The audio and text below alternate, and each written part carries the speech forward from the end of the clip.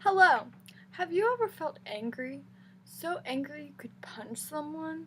So angry you felt like your life was going to fall apart? Today we will be discussing anger. Anger, according to M. Turner, is a physiological reaction which is cognitively related to resentment. Anger is what happens when you're really upset with yourself and others.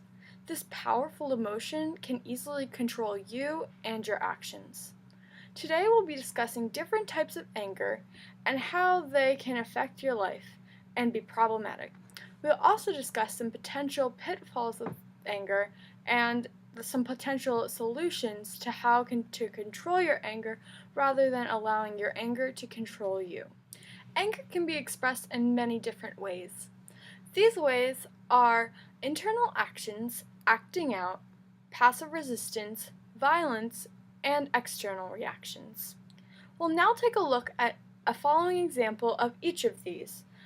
Our first example is internal actions, which could result in self-criticism and depression. Let's take a look. Oh my god, I hate myself. Nothing looks good on me anymore. Our next example is acting out, which could include flunking, drinking, drugs, or failing. Oh man, failed my test today. I'm gonna take some drugs.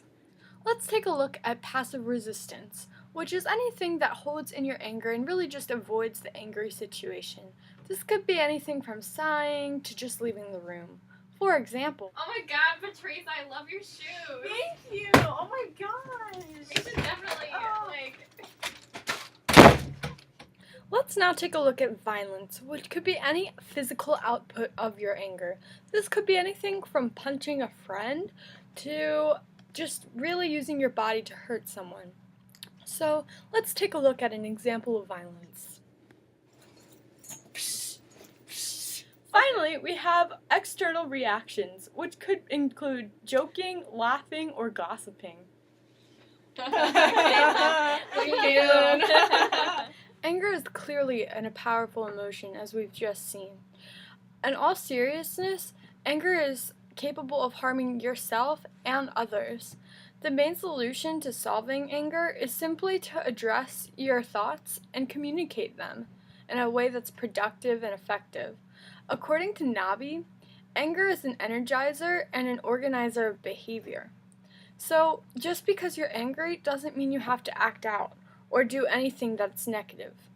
For example, rather than doing any of the previously stated negative consequences of anger, you could simply do some of the strategies as we've seen in our book, which are putting your anger into words, not reacting with haste, not deciding things when you're angry, and finally, apologizing to people when you are hurt.